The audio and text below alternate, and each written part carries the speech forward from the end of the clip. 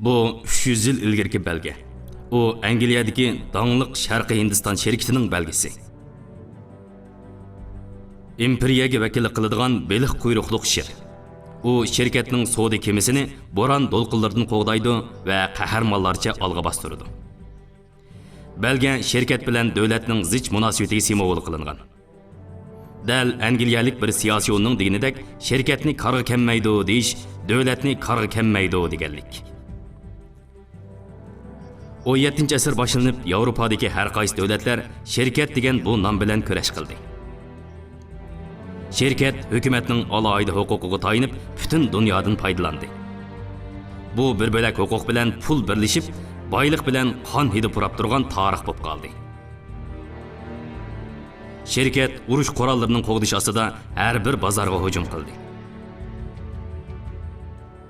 Bir asrdan ko'proq vaqtdan keyin alohida ijozatga erishgan şirketning davri oxirlashganligini jakarlab 1874 yili 1-oyning 1-kuni 274 yil tijorat qilgan Angliya Sharqiy Hindiston şirketi tarix sahnasidan butunlay chekinib chiqdi. Angliya Times gazeti xabarida u insoniyat tarixida azaldan ustiga baxmagan va buningdan keyingi tarixda ustiga ololmaydigan mas'uliyatni o'rinlab bo'ldi deyildi. Bu vaqtda sanoat inqilobining tez suratda ilgarilishiga ergashib, son-sanoqsiz kichik shirkatlarning gullanishi 1000 yildan beri davom qilib kelayotgan iqtisodiy tartibni o'zgartdi. İqtisodiy huquq siyosat bilan birlashgan bir xil alohida huquq emas. Kishilarning cho'qinishi va qarg'ishida o'lib tirilishining qayta takrorlanishi davomida alohida huquqlar bilan xo'shlashgan shirkatlarlar haqiqiy boylikning yaratuvchisi bo'la oladi. Erkin bozorda shirkat xalqni boy qilib, davlatni kuchlantiradigan kuch bo'ldi.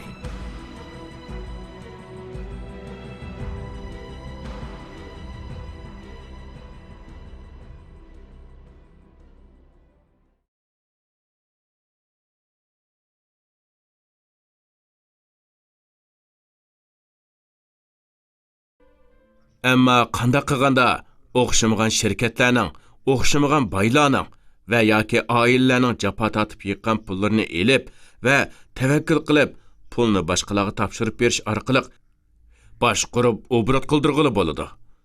Shunga ayni vaqtdagi 16-asrning oxiri, 17-asrning boshlarida Angliya bilan Gollandiya cheklik mas'uliyat shirkatini o'tirg'i chiqardi. Bu bir sanoatlashgan tashkilotning yaratgan yengiligi bo'ldi. Pay qo'shib mablag' to'plash usuli qadimdan tortib davomlashgan. Ammo cheklik mas'uliyat shirkatining o'tirib qo'yilishi misli ko'rilib baxmagan tunji qadimda ish bo'ldi. Qarz qaytarishning o'zi qadimdan tortib davomlashib kelayotgan bir haqiqat edi. Halbuki cheklik mas'uliyat yangi bir tuzumni kashf qildi. U bo'lsa-mu ma'lum ahvol ostida qarz qaytarmasmi bo'ladi degandan iborat edi. Mablag' solg'uchiga nisbatan cheklik mas'uliyat shak shubhasiz holda nihoyat kuchli bo'lgan bir xil qo'g'dinish bo'ldi. Meningcha, shirkatning eng muhim bo'lgan belgisi bo'lsa, mas'uliyatning cheklik bo'lganligida. Bu huquq Angliyada maydonga kelgan. Uning ko'rsatig'ini shirkat qurgan direktorlar cheklik mas'uliyatni ustiga oladi va mablag' to'plab shirkat quradi. Paychiqlarning mas'uliyati faqat o'zi qo'shgan mablag' bilanla cheklanadi. Bu xususiy bo'lgan ishonchni ancha muhim bo'lmay qolganligini ko'rsatadi. Chunki siz ziyon tortsangiz-mu, boyliqlaringizdan ayrilib qolmaysiz. Navbat siz shirkatga 10 fond sterling mablag' solsangiz, tatgan ziyoningiz-mu 10 fond sterling bo'ladi. Şirketning chet elda kengayishiga madad berish uchun Angliya bilan Gollandiya bosh bo'lib, urush boshlab, yorishish, qonun yurgizish, ma'muriy qatorliq nurg'ulg'an davlat huquqini shirkatga berdi. Gullab yashnash davridagi Angliya Sharqiy Hindiston shirkati 300 ming odamdan oshirgan qurolli kuchiga ega bo'lib, bu son ayni vaqtdagi Angliya harbiy armiyasining 2 asasiga to'g'ri keladi. Davlatning huquqiga tayinib shirkat har qaysi mustamlikada dahshatli urushni qo'zg'ab, zo'rliq bilan yerli xalqning boyligini bulang-talang qildi. Amaliyotda bu pul muomala mutaxassisi shirkatni davlatning quroli deb qaragan vaqtlarda ofatdan saqlang'ili bo'lmay qolgan edi. Kishilar paychak shirkatini eg'ir xavf ostida deb qaragan yillarda o'xshashla davlatning quroli bo'lgan va gullab yashnayotgan alohida ijozatiga ega shirkatlarmi kundan kunga halokat girdobiga qarab mangan edi.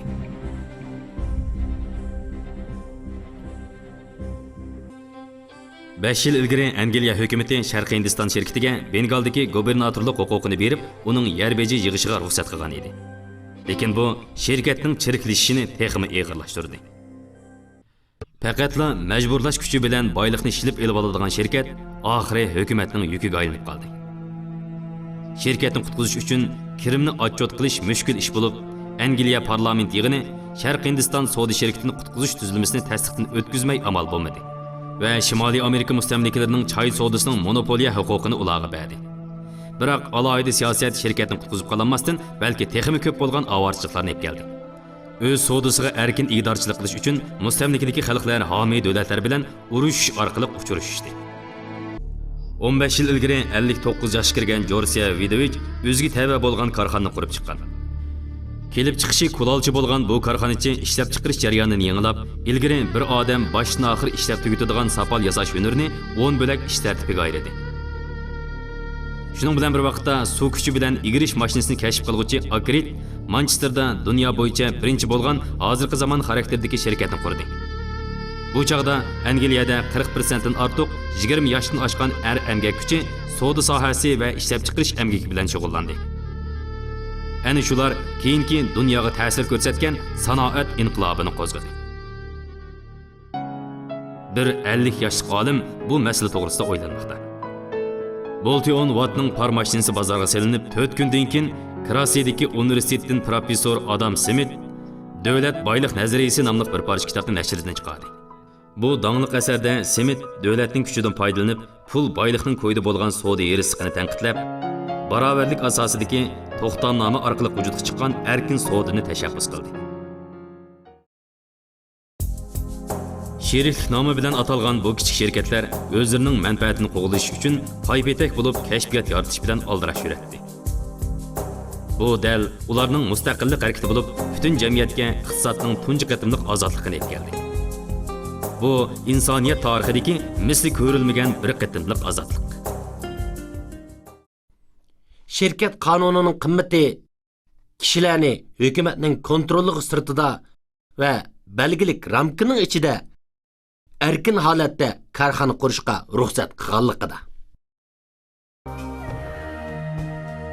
1851 yil 3 oyda Angliya iqtisodshunos jurnalidagi bir parcha maqolada mundaq yozilgan. Bu yerdagi xalqlar bizning bilimlarimiz, bizning texnikalarimizga ega bo'lib qolmay, yana keng ketgan quruqligimiz ular uchun erkin hukmronlik qilishini ta'minlayotdi. Hamda Angliya bilan Yevropadagi har bir davlatga yangi nopus bilan kapital uzilmasdan qo'shilyotdi. Yaqinqi 60 yil davomidagi ikki davlatning ilgarilishidan mundaq bir yakunga ega bo'la olamiz.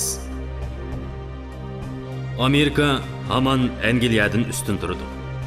Xuddi keyin chiqqan munguz avval chiqqan quloqdan eshib ketibdi degandek, koni quruqliq kashf qilgan poyez yangi quruqliq tuzdanligida chepib yurmoqda. Cho'ng shirkatning davri nar tortib kelmoqda.